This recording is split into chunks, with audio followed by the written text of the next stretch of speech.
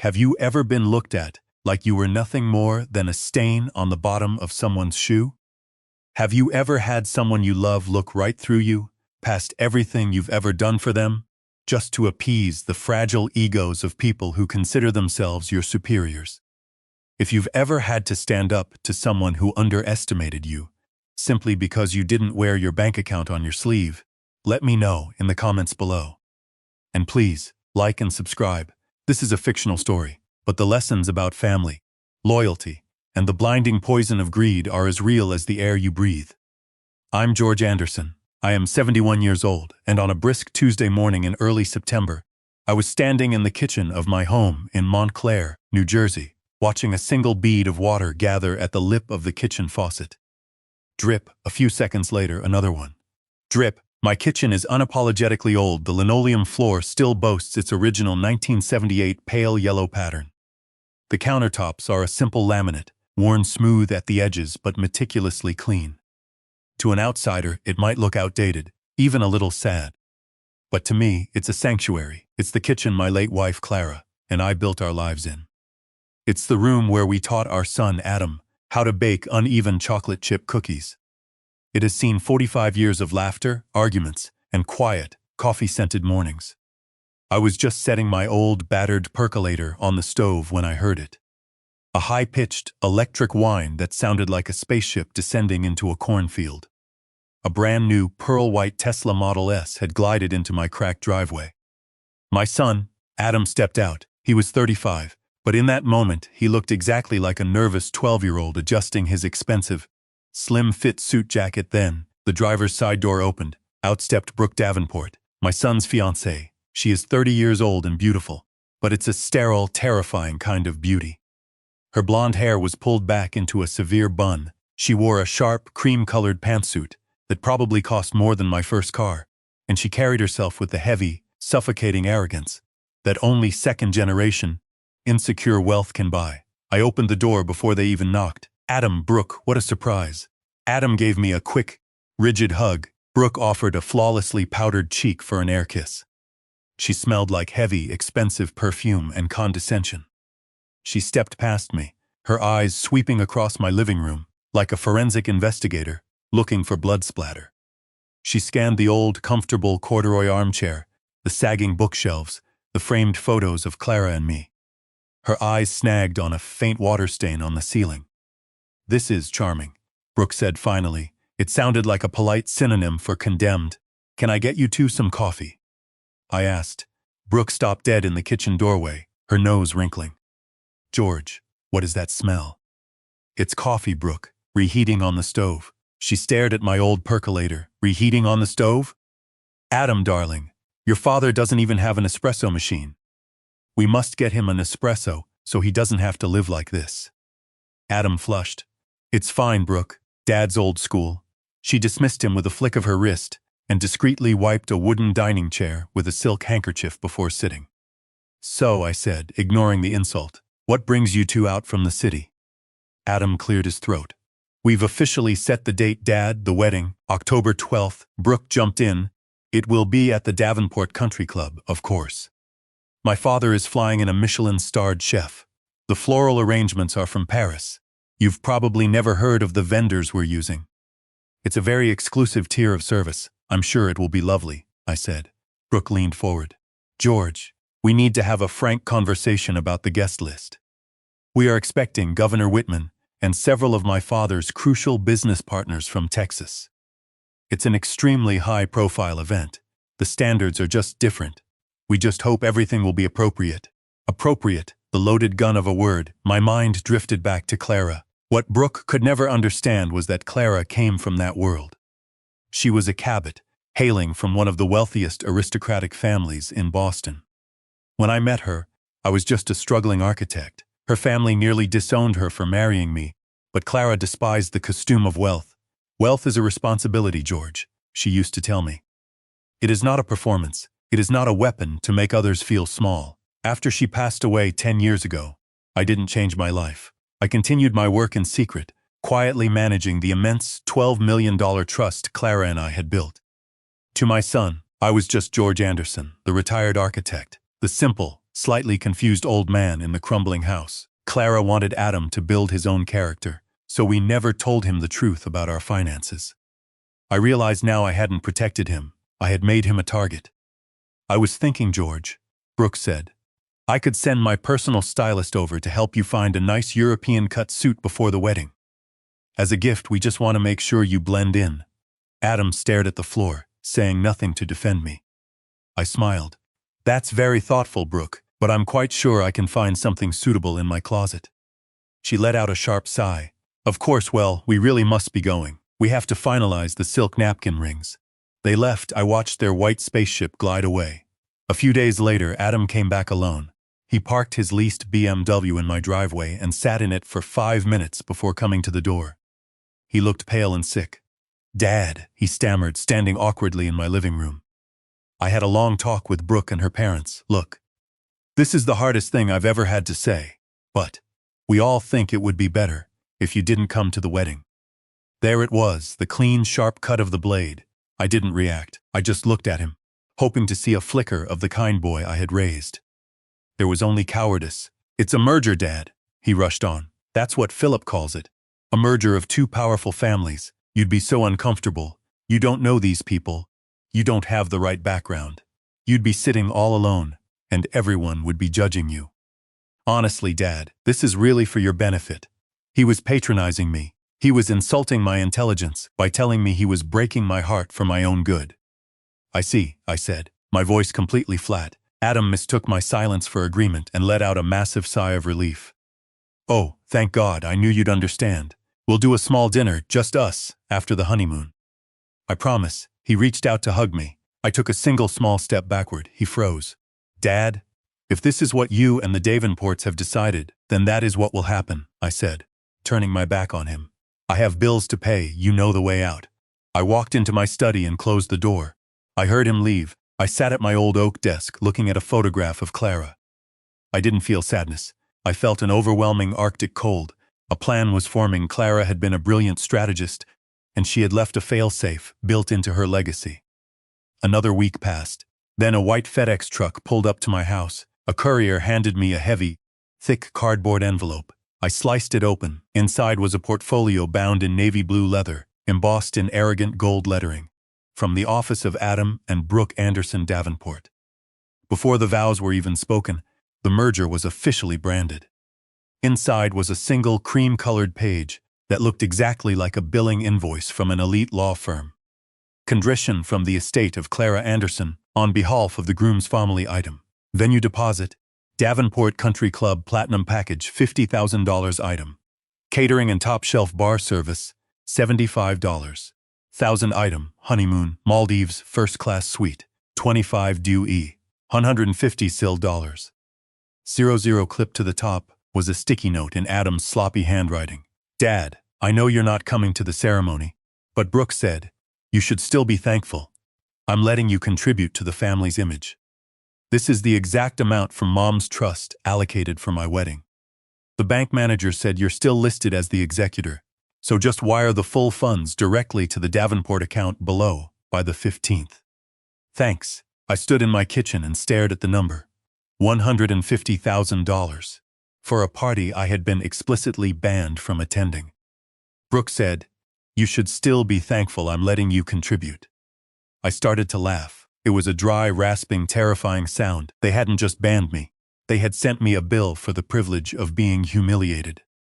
They genuinely believed I was a senile, subservient old man who had forgotten the combination to Clara's trust fund. Oh, Adam, I whispered to the empty room. You poor, pathetic, stupid boy. This was never an inheritance. It was a test, and they had just failed it spectacularly. I picked up the heavy rotary phone and dialed a private number. Cunningham, Miles and Associates, a crisp voice answered. Miles, I said, my voice cold and clear. It's George Anderson. Miles Cunningham wasn't just a lawyer. He was Clara's personal lawyer and the only other living person who knew the truth about the estate. George, he said warmly, are you all right? Everything is crystal clear, Miles. But my son has a very large problem. They've finally triggered it. Clara's character clause. I'm on my way. I didn't take my rattling Ford pickup. I went to the back of my garage, pulled back a heavy canvas tarp, and revealed the 1995 Bentley Mulsanne, deep emerald green, meticulously maintained, Clara's car. I drove to Morristown. Miles's office was hidden inside a century-old, ivy-covered brownstone. Old money, quiet power. Miles stood up from his antique desk as I entered his massive, book-lined office. "George, you look incredibly resolved." "I feel resolved." I walked over to his desk and dropped the heavy leather portfolio onto the blotter. "They banned me from the wedding, Miles. Adam told me I wouldn't fit the brand, and then they sent me this." Miles put on his reading glasses and read the invoice.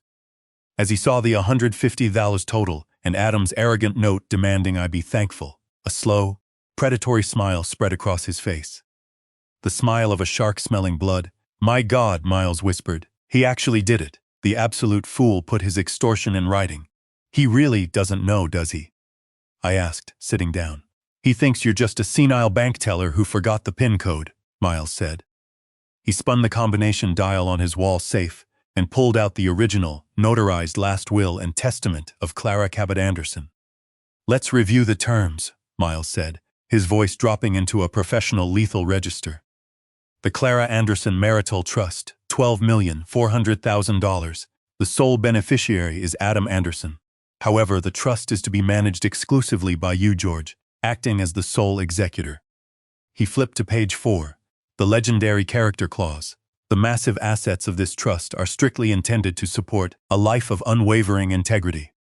The beneficiary may only draw upon the funds after demonstrating to the sole and absolute satisfaction of the trustee a life built on solid moral footing." Miles tapped the page, and this moral footing is explicitly defined as demonstrating unwavering loyalty, deep gratitude, and absolute familial respect toward his father, George Anderson. Should he fail, the trust is immediately dissolved, and the entire $12 million is transferred to the Clara Cabot Anderson Scholarship Fund for underprivileged students. "A charity fund," I added, "of which I am the sole chairman." She built him a golden safety net. Miles smiled, and installed a remote-controlled kill switch, just in case he ever treated you like garbage. "He's marrying into the Davenport family," I said. "New money from Texas." Miles leaned forward, lowering his voice. "I did some digging on Philip Davenport this morning. The reality, George, is that Philip is secretly bleeding out. His real estate firm is over-leveraged by millions. They are drowning in high-interest loans. This wedding is a desperate Hail Mary. They need Adam's $12 million to bail out Philip's sinking ship. And Adam is completely broke. His credit cards are maxed. This isn't a wedding. It's a mutual financial rescue operation, and they are both counting on you to fund it." "He thinks this invoice is just a formality," I said. So Miles closed the will. "As your legal counsel, I must ask, in your sole discretion, has Adam demonstrated unwavering loyalty and familial respect?" "No. He has failed spectacularly. Then the character clause is breached, the trust is terminated. We send a certified letter, and it's over." "No, Miles," I said softly, reaching into my pocket. "That's the lawyer's way. I'm going to make a move they can't possibly comprehend." I pulled out my simple, vinyl-covered personal checkbook from the local Montclair Savings and Loan. The one with pictures of golden retriever puppies on every check. "George, what are you doing?" "I am going to honor his aggressive request," I said smoothly. I took my pen and wrote, "Pay to the order of Adam and Brooke Anderson Davenport." $1.00. In the memo line I wrote, "Full payment for groom's family contribution, as requested." I ripped the check out. "I'm sending this in a plain white envelope with a 50-cent stamp. Let them wait 3 days for the mail. Let them sweat. Let them think the confused, senile old man is just doing his pathetic best." Miles stared at the check, wide-eyed. "You are a terrifying, wonderful man, George." "This is just the bait, Miles," I said. "Brooke Davenport is not going to accept a $1 check. She's going to view this as a lethal insult, and when arrogant people get angry, they get sloppy." I drove home, dropped the envelope in the blue mailbox at the end of my street, and set the trap. All I had to do was wait for the wolves to bite, to understand why the trap I was setting for Adam and his new family was so meticulously designed. You have to understand the architect who drafted the original blueprints. You have to understand Clara. Clara Cabot was not a woman who stumbled into wealth. She was born into a suffocating, gilded cage of it. The Cabot family of Boston was the kind of old money that didn't need to shout to be heard. They merely whispered, and entire boardrooms trembled. They owned shipping lines, vast tracts of commercial real estate, and possessed the kind of generational arrogance that assumed the world was simply their personal sandbox. I met her in the summer of 1974. I was a junior draftsman at a prestigious architectural firm in Manhattan, working 80-hour weeks and living on cheap black coffee and sheer ambition. I came from nothing, a blue-collar family in Queens, where a good week meant the bills were paid on time. Clara was interning at the firm, sent by her father to learn the value of a dollar before she inevitably married a wealthy senator's son. But Clara didn't want to marry a senator's son. She wanted to build things. We bumped into each other in the blueprint room, late one Tuesday night. I was frustrated, trying to solve a structural load-bearing issue on a massive commercial project. She leaned over my shoulder, smelled faintly of expensive vanilla and drafting ink, and pointed a perfectly manicured finger at a support beam. "You're overcomplicating the load transfer," she said simply. "Shift the secondary pillar 3 feet to the left. It balances the weight and saves $50,000 in steel." I looked at her, then at the blueprint, and realized she was entirely, brilliantly right. That was the beginning. We didn't have a flashy romance. We bonded over late-night Chinese takeout, structural engineering debates, and a shared profound desire to create something real. When I proposed to her 3 years later with a modest half-carat diamond ring I had saved for 6 months to buy, she didn't just say yes. She laughed, a bright ringing sound that echoed down the quiet street, and said, "It's about damn time, George Anderson." The Cabot family's reaction, however, was not laughter. It was a cold, calculated campaign of destruction. Her father, Arthur Cabot, summoned me to his massive estate in Massachusetts. He didn't yell. He sat behind a mahogany desk that cost more than my parents' house and offered me a check for $250,000. "Walk away, Mr. Anderson," Arthur said, sliding the heavy paper across the polished wood. "You are a temporary rebellion. Clara is destined for our world, not a 2-bedroom apartment in Queens. Take the money, start your own firm, leave my daughter alone." I didn't take the check. I didn't even touch it. I looked Arthur Cabot dead in the eye and said, "With all due respect, sir, I am going to build a life with your daughter that makes this estate look like a dollhouse. But we will build it with our own hands." When Clara found out about the bribe, she was furious. She formally legally severed her ties with the Cabot family trust that very afternoon. She walked away from tens of millions of dollars without blinking. "They think money is a leash," she told me that night, her eyes blazing with a fierce, independent fire. "They use it to control, to manipulate, to buy compliance. I will never, ever let that poison into our home." And so, we built our own empire. We moved to the modest house in Montclair because Clara loved the old bones of the neighborhood. While I worked my way up the ladder at the firm, eventually making senior partner, Clara was the hidden genius behind our financial success. She had an unparalleled, almost prophetic understanding of commercial real estate trends.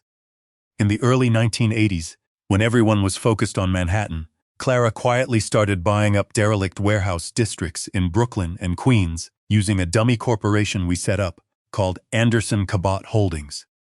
People thought we were crazy. 5 years later, gentrification hit those areas like a tidal wave. Buildings we bought for pennies on the dollar were suddenly worth millions. By the late 1990s, we had quietly, invisibly amassed a fortune of over $12 million. But if you looked at our lives, you would never know it. We still drove reliable, domestic cars. We still lived in the house in Montclair. We took modest vacations to the Jersey Shore instead of flying first class to Monaco. "Wealth is a tool, George," Clara would remind me as we sat at the kitchen table, reviewing offshore bank statements worth more than the GDP of a small island nation. "It's a hammer. You can use it to build a shelter, or you can use it to smash a window. We are builders." But then there was Adam. Adam was our only child. We loved him with a fierce, all-consuming devotion. But from a very early age, Clara saw something in him that terrified her. It wasn't a lack of intelligence. Adam was a bright boy. It was a lack of internal fortitude. He was highly susceptible to the influence of others. He craved validation, particularly from those he perceived to be in positions of power or status. The first real warning sign came when Adam was 12 years old. He had begged us for months for a highly expensive imported mountain bike. All the wealthy kids at his private middle school had them. Clara and I, maintaining our facade of a modest middle-class family, told him he would have to earn half the money by mowing lawns, and we would match it. He did the work, complaining the entire time, but he got the bike. 3 weeks later, the bike was stolen from the park. Adam came home furious, but not just at the situation. He explicitly blamed a group of kids from a poorer neighborhood who had been playing basketball nearby. He had absolutely no proof.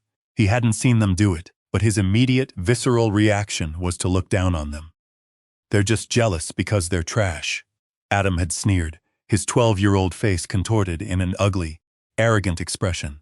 "They don't have anything, so they steal from people like us who actually deserve nice things." I had been ready to scold him, but Clara intervened. She didn't yell. She took him by the shoulders, her eyes locking onto his with a terrifying intensity. "Never say that again," Clara commanded, her voice vibrating with a quiet, lethal authority. "Character is not defined by what you own, Adam. It is defined by how you treat people who have nothing to give you. If you ever judge a person's worth by their bank account, you will have failed me as a son." Adam had cried and apologized, but the seed of fear had been planted deep in Clara's heart. She saw the ghost of her father, Arthur Cabot, looking out from her son's eyes. She saw the Cabot arrogance, the belief that wealth equated to moral superiority. "He's soft, George," she whispered to me that night as we lay in bed. "He bends to whoever shouts the loudest or flashes the shiniest toy. If we hand him this empire when we pass, it won't empower him. It will destroy him. He'll use it to buy friends, to buy status, and he'll become exactly the kind of hollow, cruel person I spent my entire life running away from." That fear only amplified as Adam grew older. In college, he gravitated toward the wealthiest, most elite fraternities, desperate to be accepted by the sons of billionaires and hedge fund managers. He racked up credit card debt, trying to keep up with their lavish lifestyles, completely unaware that his own parents could have bought the fraternity house with spare change. We bailed him out once, forcing him to work construction for a summer to pay us back. He hated every second of it. When Clara was diagnosed with aggressive pancreatic cancer 10 years ago, our world collapsed. The woman who had built an empire, who had defied a dynasty, was suddenly fragile. In her final months, Clara didn't spend her time worrying about medical treatments.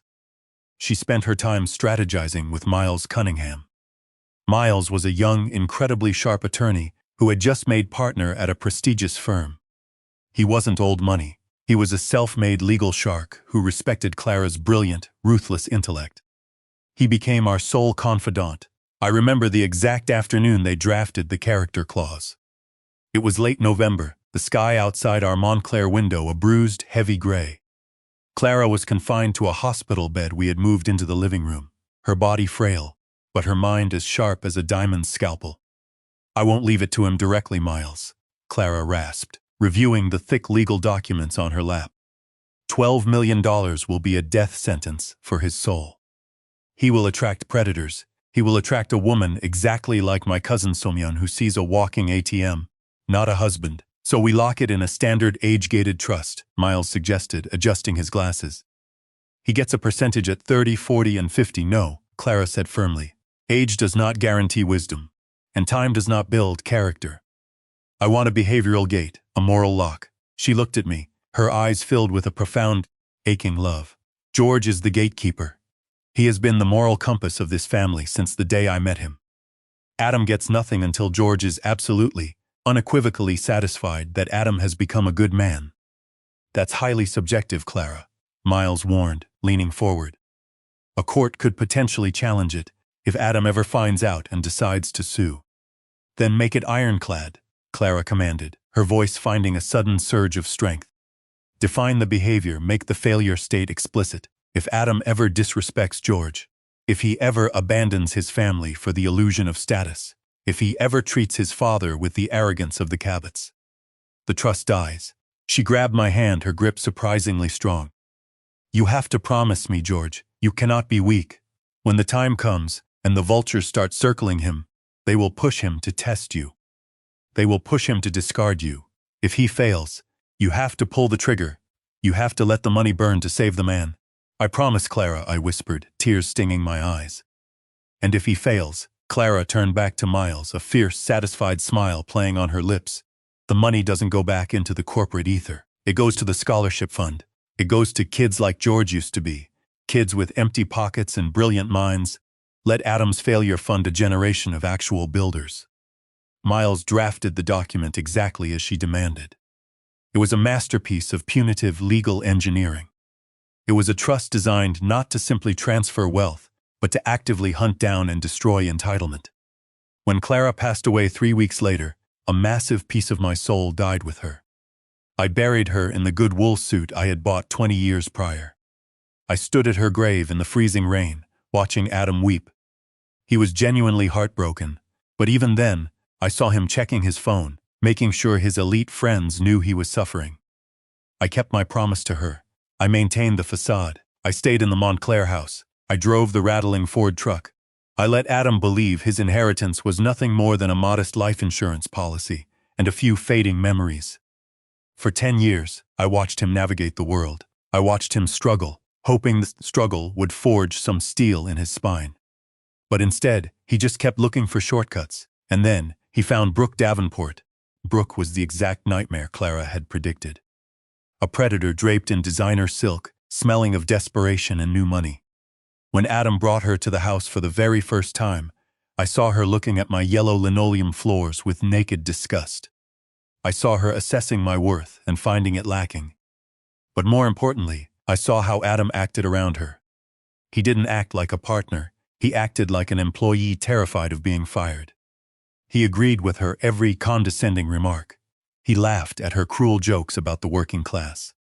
He adopted her sneer. He was transforming into a Cabot, without any of the actual Cabot money to back it up. So, when they sat at my kitchen table and Brooke insulted my coffee, my furniture, and my life, I wasn't just a wounded father.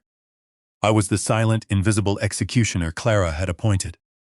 And when Adam drove to my house a week later, to banish me from his wedding because I didn't fit the brand, he didn't realize he was standing on a legal landmine. He thought he was merely making a difficult social decision to please his arrogant new in-laws. He thought he was cutting a frayed, embarrassing tie to his past.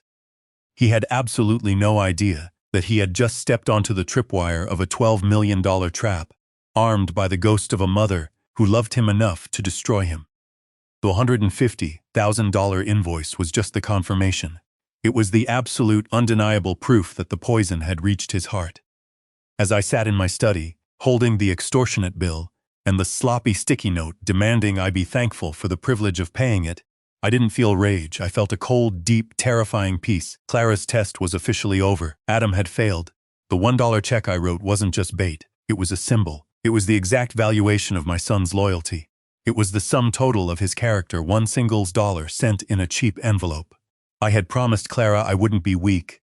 I promised her I would pull the trigger. The wolves thought they were circling a defenseless, senile old man. They didn't know they had just cornered the architect of their absolute destruction. I mailed the check on a Thursday afternoon. Friday was blissfully, beautifully silent. I spent the entire day in the garden, pruning back the azalea bushes. The silence from Adam's end of the world was deafening. I knew exactly what was happening in his overpriced apartment. He would have opened that cheap white envelope, stared at the $1 check with the little golden retriever puppies, and wondered if it was a catastrophic mistake or a cruel joke. But I knew Adam wouldn't be the one to call me. Adam was a coward. The call would come from Brooke. Saturday morning at exactly 10:03 a.m., the heavy rotary phone mounted on my kitchen wall began to ring. I let it ring twice before picking up the heavy black receiver. "Hello?" I said, pitching my voice to sound gentle and a little confused. "Dad, what the hell is this?" It was Adam. He sounded breathless and frantic. "Adam," I said softly, "what's wrong, son?" "A check, Dad. You sent me a check." He screamed. "Well, of course I did, son," I said calmly. "You sent me a bill for your family contribution. I received it and I paid it promptly. Did it not arrive?" $1, he shrieked. $1 Is this some kind of sick joke? Are you trying to ruin me? A joke, Adam. I thought $1 was a lovely symbolic gesture. I'm very proud of you, symbolic. The bill was for $150,000, Dad.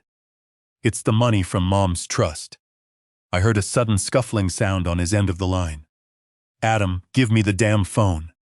A sharp voice hissed. A new voice came on the line, a voice as cold and deadly as a shard of broken glass. George, it was Brooke. The mask of the sweet fiancée was completely gone. Let's stop playing these sad, pathetic little games, shall we?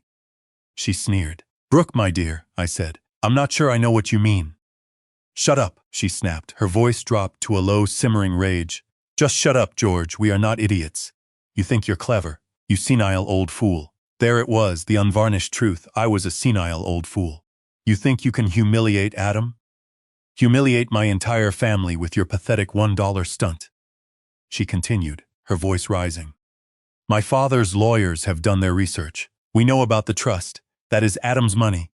You are just the sad little gatekeeper holding the keys, and you will give them to us.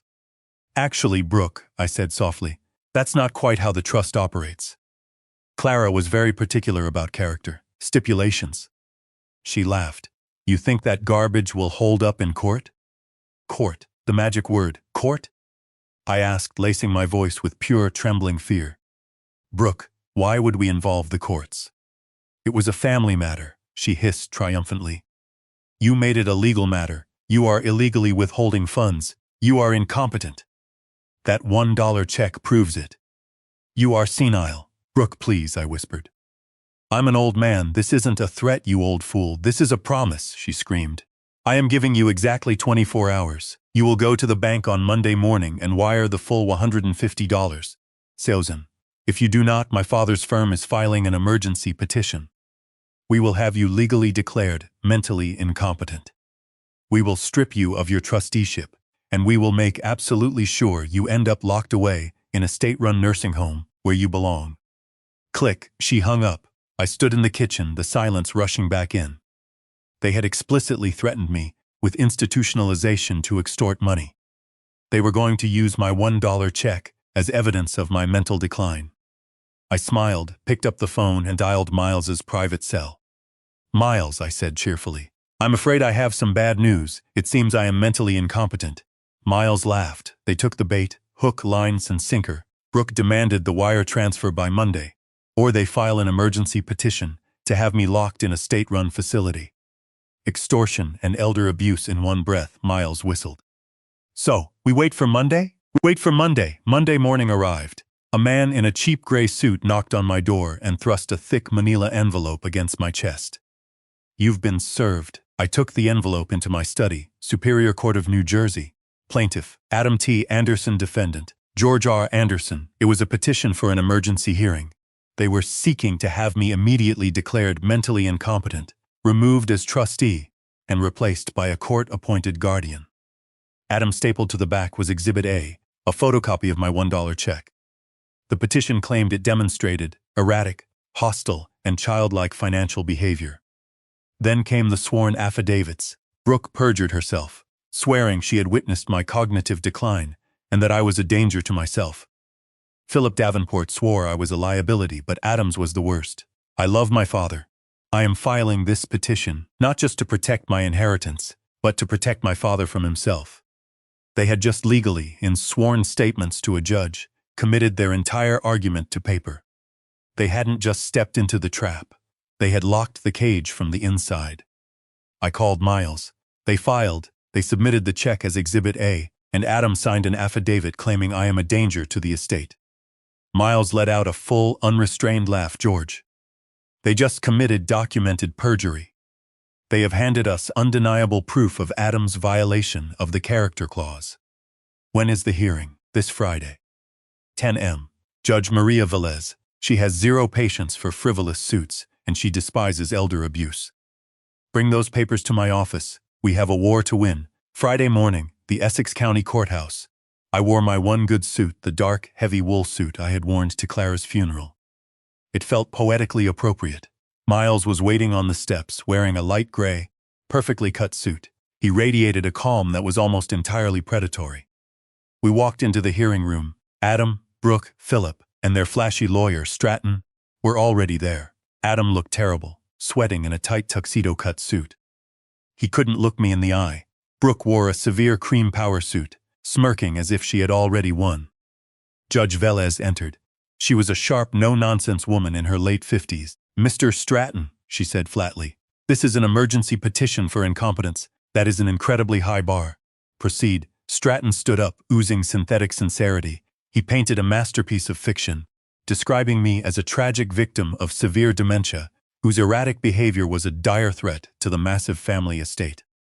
"We have hard, undeniable evidence," Stratton announced, producing the photocopy of my $1 check. "Exhibit A, Your Honor, sent in response to a six-figure family obligation." This baffling childlike document is the erratic flailing of a man profoundly detached from reality. He called his first witness, Brooke Davenport. Brooke played the weeping bride perfectly. She dabbed dry eyes with a silk handkerchief, swearing she had witnessed my decline. She claimed I was forgetful, that I left the stove on, and that I even called her Clara. It was pure, unadulterated fabrication. "He sent that $1 check and laughed about the puppies," she cried. "It wasn't a joke, Your Honor. It was a terrifying mental breakdown. We just want him in a safe medical facility where he can be cared for properly, and have Adam take control of the finances, as his mother intended." Stratton smiled warmly. "Thank you, Ms. Davenport. No further questions." Judge Velez looked at Miles. "Cross-examination, Mr. Cunningham." Miles stood up slowly, looking like a friendly college professor. "Good morning, Ms. Davenport," he said. "You testified you are deeply worried Mr. Anderson will dissipate his son's legacy. Is that correct?" "Yes, it's Adam's birthright. You seem very familiar with Clara Anderson's intentions." "Then," Miles asked, "you must have read her last will and testament." Brooke hesitated. "I've been briefed on its core contents, I see," Miles said cheerfully. He turned to the judge. "Your Honor, Defense Exhibit A, the original notarized last will and testament of Clara Cabot Anderson." The bailiff handed it to the judge. Miles looked at Brooke. "Ms. Davenport, allow me to read Clara's true intentions." Page 4, the character clause, it states, "The massive assets of this trust may only be drawn by the beneficiary upon demonstrating to the sole and absolute satisfaction of the trustee, George Anderson, a life built on solid moral footing." Miles locked eyes with Brooke. It defines this moral footing as unwavering loyalty, profound gratitude, and absolute familial respect toward his father. The courtroom was dead silent. Brooke's face turned ashen. "Ms. Davenport," Miles' voice rang out, "does explicitly banning a father from his only son's wedding constitute unwavering loyalty and familial respect?" "Objection," Stratton yelled. "Irrelevant. Overruled," Judge Velez snapped. "Answer the question, Ms. Davenport." Brooke gripped the stand, sweating. We just thought he'd be uncomfortable." "Uncomfortable," Miles mused. "And you testified the $1 check was proof of erratic behavior." "It was actually the most profoundly rational response to this." Miles produced Defense Exhibit B, the heavy leather portfolio containing the $150,000 invoice. "An invoice sent by the plaintiffs directly to my client," Miles announced, accompanied by a handwritten note from his son, demanding he be thankful for the privilege of paying it. The man they just explicitly banned from attending the party. Judge Velez read the invoice. Her face flushed a dangerous crimson. "They weren't asking for help?" "Your Honor," Miles thundered.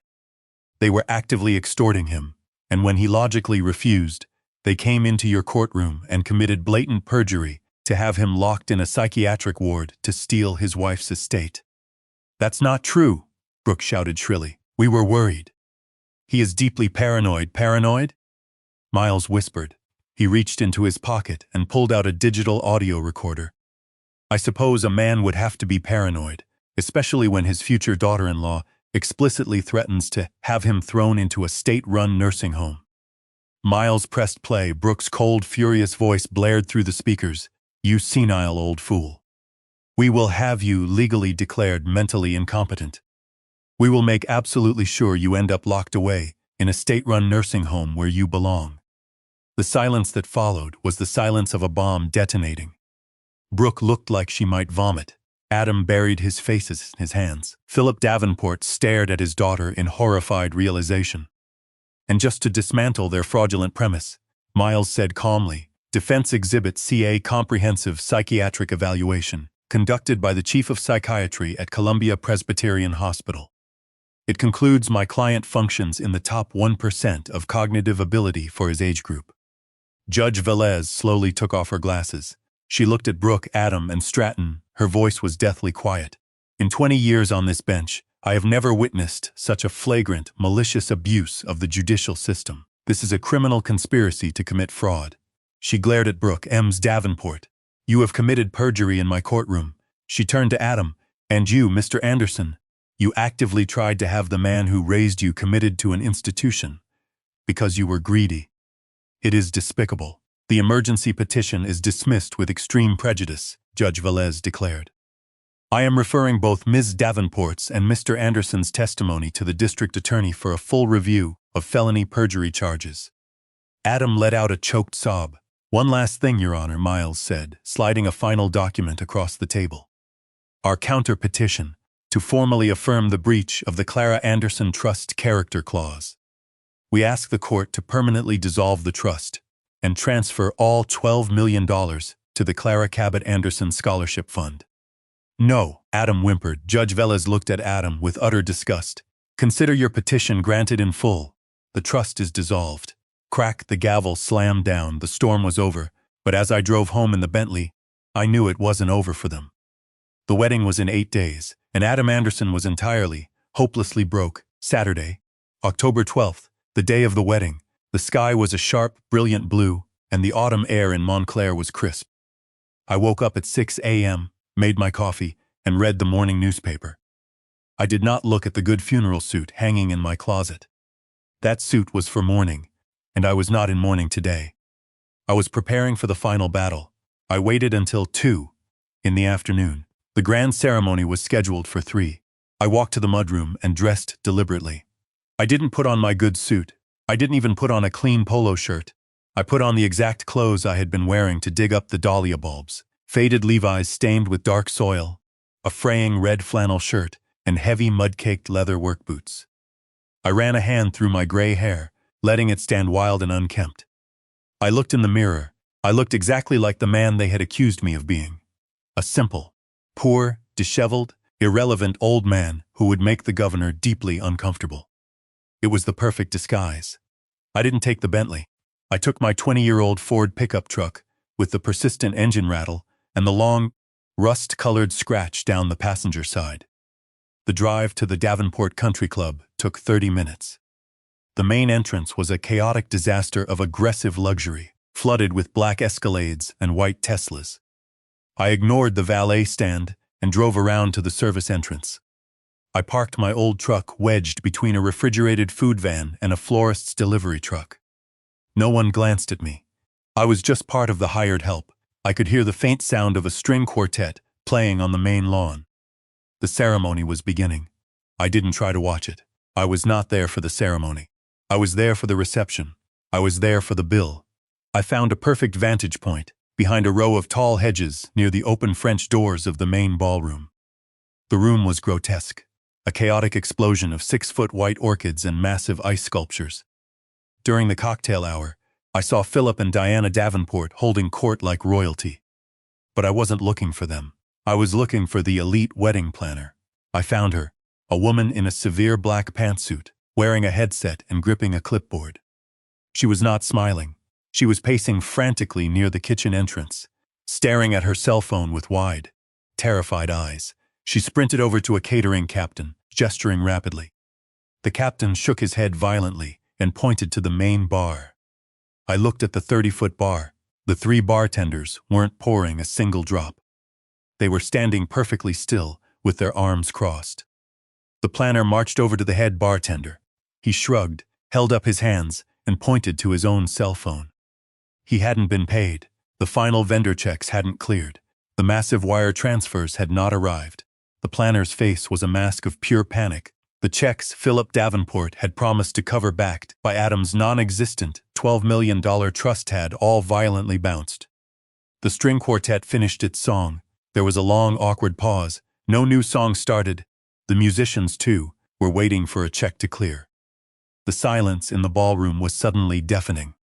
The wedding planner speed-walked out the kitchen doors onto the service patio, her face slick with sweat. This was a career-ending catastrophe. She jabbed a number into her phone. "Philip, pick up your damn phone." "You coward," she hissed into voicemail. "The bar is closed. The string quartet is packing up. The chef won't plate an appetizer until the wire transfer clears. You told me the groom's family had it covered." She hung up shaking. I stepped fully into the light. "Excuse me, ma'am. I think there might be a problem with the music inside." She spun around, wild with panic. She looked at my mud-stained jeans and dirty work boots. "What?" she snapped. "I don't have time for this.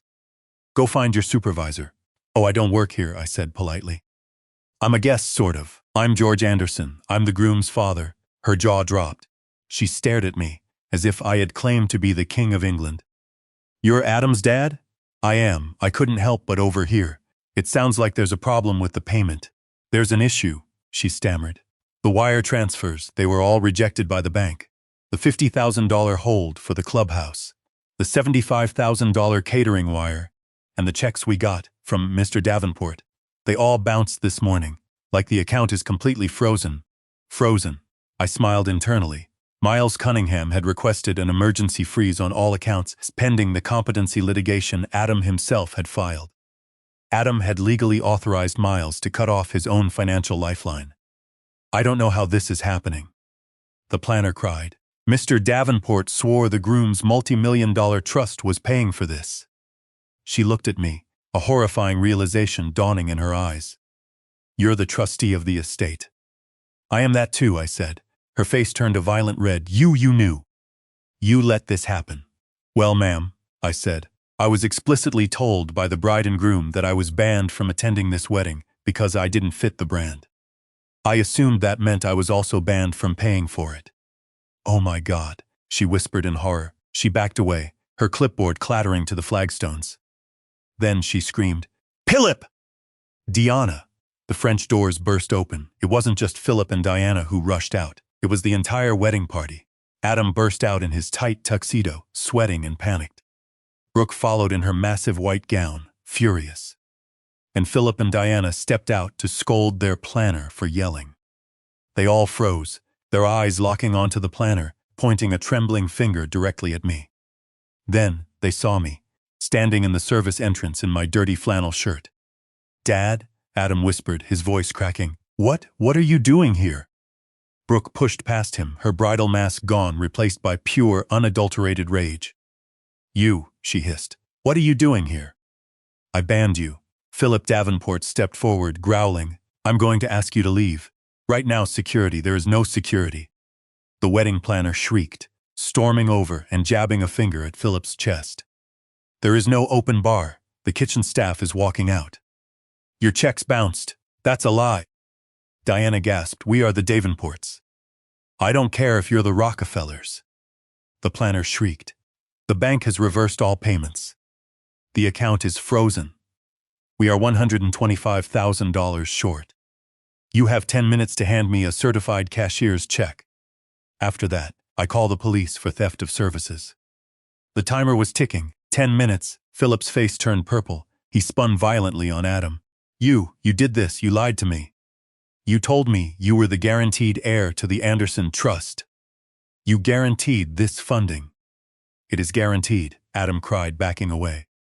He looked at me with desperate panic. "Dad, tell them you're just confused. Fix this," he was begging me. The son who had explicitly disowned me was begging me to pay for his party. I just stood there, my hands in my pockets. Brooke stared at me, bone white with catastrophic horror. She connected the dots. He can't, can he?" she whispered.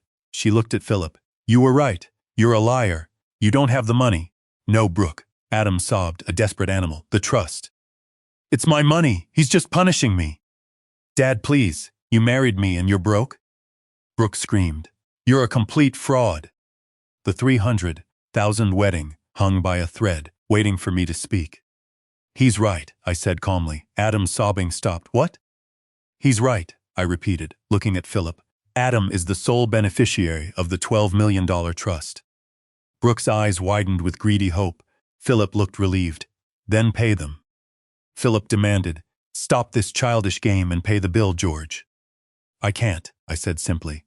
"The account is frozen. Nothing can go in and nothing can come out." "Frozen?" Why? Adam cried. You did this. No, Adam, I said coldly. You did, my wife Clara, put a character clause in her will. Adam would only inherit his $12 million if he could prove to my sole satisfaction that he was a man of integrity and unwavering loyalty to his father.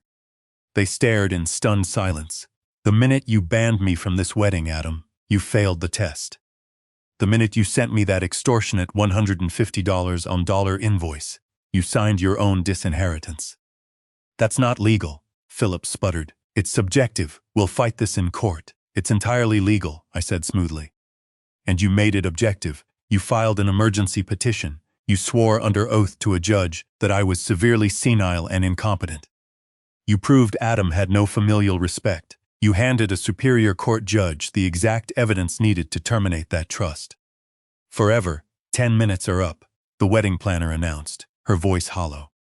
Shut it down, all staff out, the client has defaulted. Philip Davenport let out a low, animalistic groan. You bastard, you ruined me. Brooke's eyes were dead. She reached up slowly and pulled the glittering diamond engagement ring off her finger. She let it drop to the flagstones with a tiny tink. I want an annulment, she said flatly. She turned her back on Adam and walked away. The lights in the grand ballroom went out. Clack, clack, clack. The guests erupted into shouts of panic. The merger was over. The party was an eviction. I turned my back on the chaos and began to walk away. Dad, wait, please. Adam ran after me, grabbing my arm. He was crying, his breath catching in ugly sobs. You can't just walk away, please. I'll apologize. I'll do anything. Brooke stormed back, shoving Adam. Stop groveling. Can't you see he did this on purpose? She turned her rage on me. You ruined my life. I did absolutely nothing, Brooke, I said. I just politely declined to pay for your party. Philip stepped into my personal space.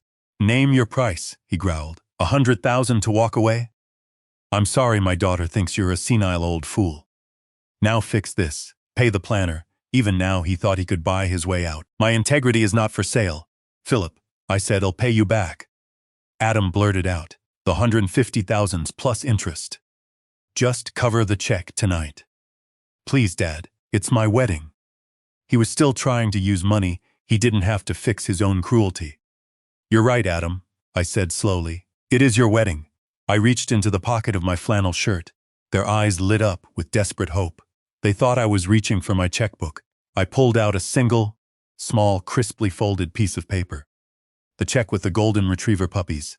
I unfolded it and held it up, $1. Adam's breath hitched violently.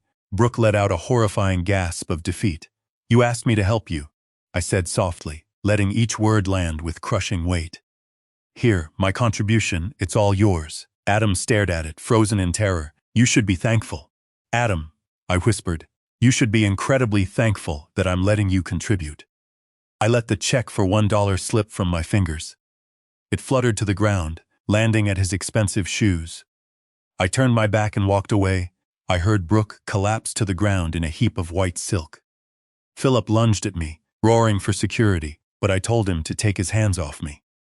He flinched and stepped back. I got into my old Ford truck. Miles was parked in the shadows. He nodded at me in profound respect. I drove away, leaving Adam standing alone in the dark driveway, watching his entire future disappear. The fallout was spectacular. The wedding planner sued the Davenports and Adam. The Davenports countersued Adam for catastrophic fraud. The governor's office distanced themselves immediately. Brooke's annulment was granted in record time. The $12 million was transferred precisely as per Clara's will, into the scholarship fund. Adam declared complete bankruptcy. He lost the lawsuits, the condo, and the BMW. He now works in the lumber department at a hardware store, slowly paying off his court-ordered debts. He sends me letters. I don't read them. They go straight into the fire. I sold the house in Montclair and bought a quiet stone cabin in the Hudson Valley. I am completely alone, but for the very first time in my life, I am utterly at peace. Clara was right. True wealth is measured by character. My son thought he could ban me from his life and still send me the bill. He learned the brutal way that I was the one holding the ultimate checkbook. And I had finally decided his account was closed. This story is a powerful reminder that true wealth is not measured in dollars, but in character. Underestimating someone based on their clothes or perceived weakness is a fatal mistake. Betraying loyalty for financial gain costs you your dignity and your self-respect. What do you think of the brutal lesson Adam and Brooke learned? Let me know your thoughts in the comments below, and please, like and subscribe for more stories of ultimate justice.